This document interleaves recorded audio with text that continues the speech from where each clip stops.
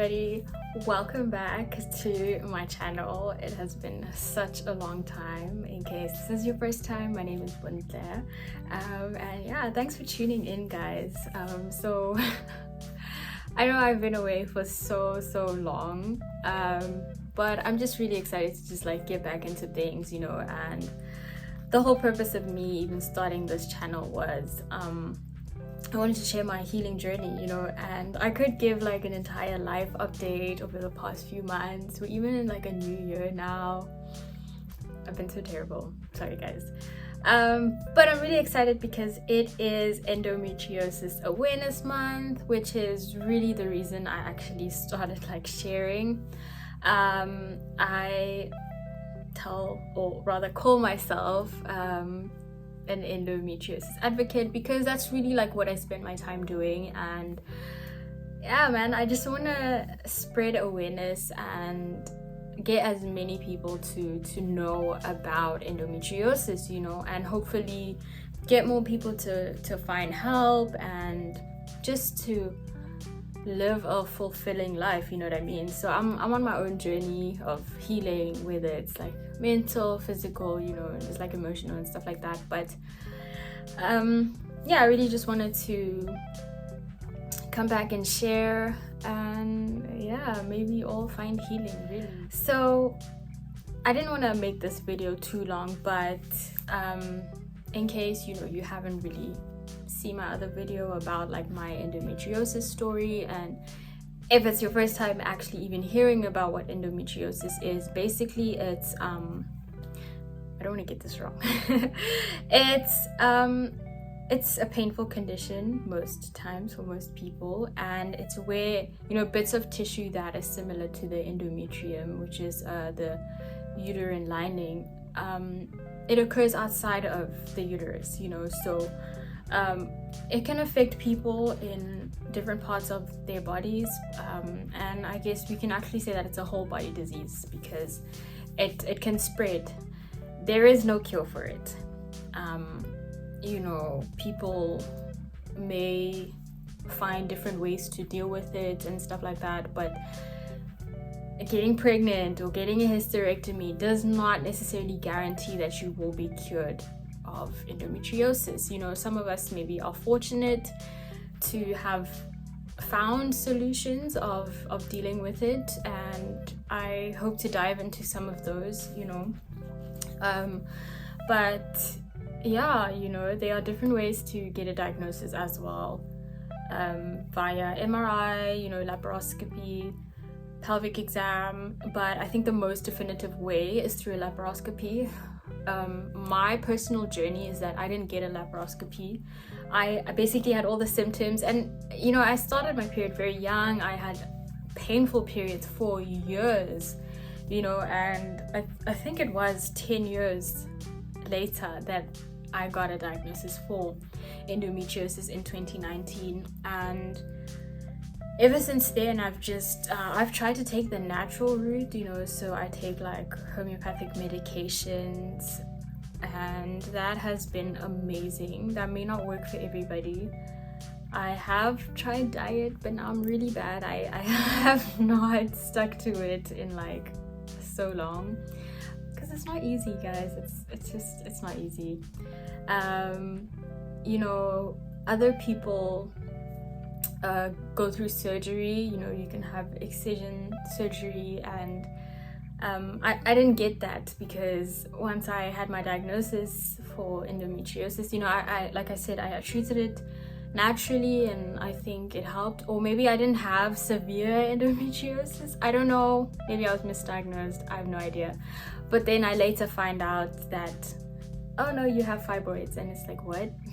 So on top of that, getting also a fibroid diagnosis, it was a lot, and so I had that surgery, and fortunately for me there was no presence of endometriosis anymore, or rather that could be seen. So I'm so grateful to God for that, and I got fibroids removed.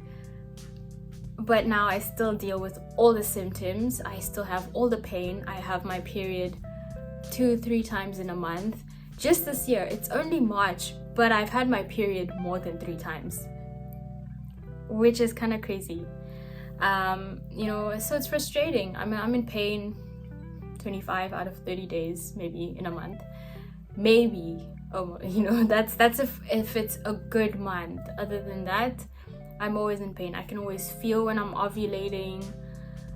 Sometimes I'm like, okay, I know it's this ovary or it's this ovary, like, and I don't think that's normal. That is not normal, you know. So symptoms of endometriosis, you know, include painful periods, back pain, knee pain, infertility, painful sex, you know, the list goes on. And I really just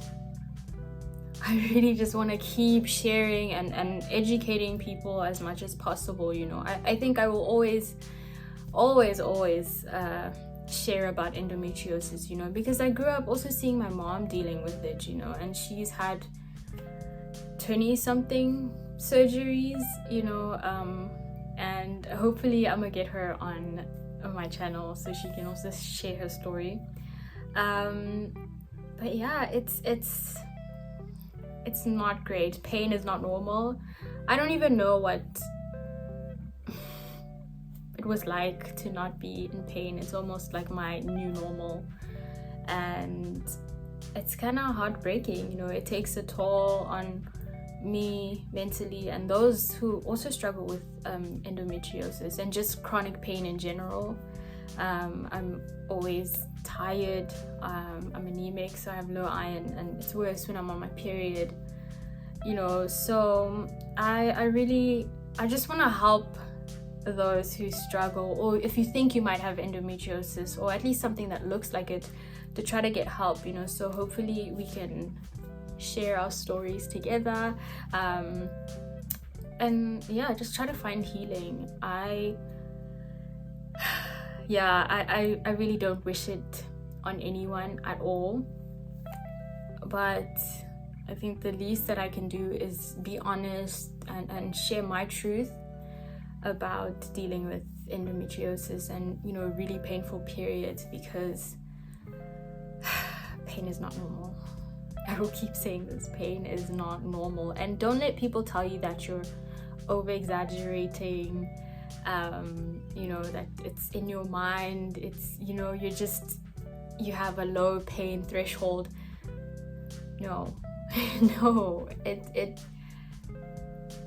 it's so painful. You know, the thing about it is that there's 4 stages, right, of endometriosis. So it's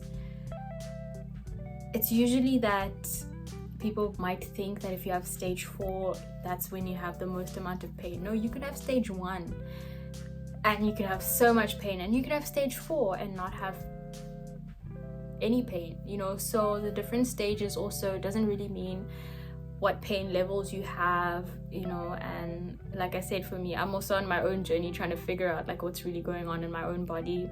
But I know so many people, especially, you know, since I started the endometriosis essay page on Instagram, I found like a community also for myself, because when I was diagnosed, I knew there were so many people that deal with this, but I couldn't find that community, you know. I couldn't really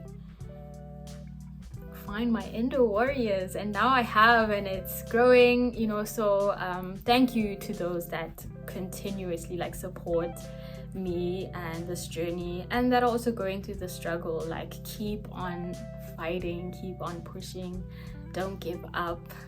We are going to find healing, and we're going to spread the word, you know.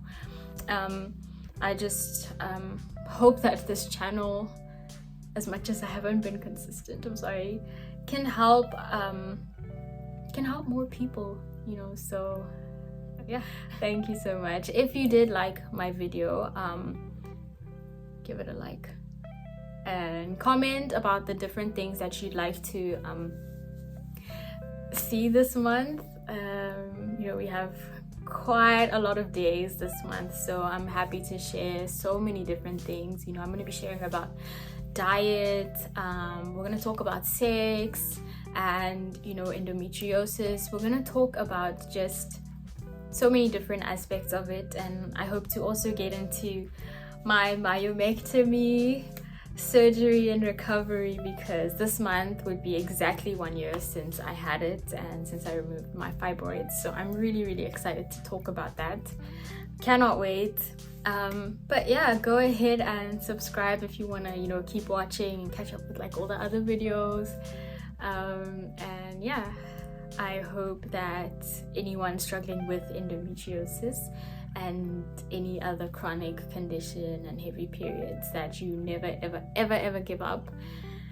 And yeah, let's keep fighting. So thank you so much for tuning in. Until next time, bye.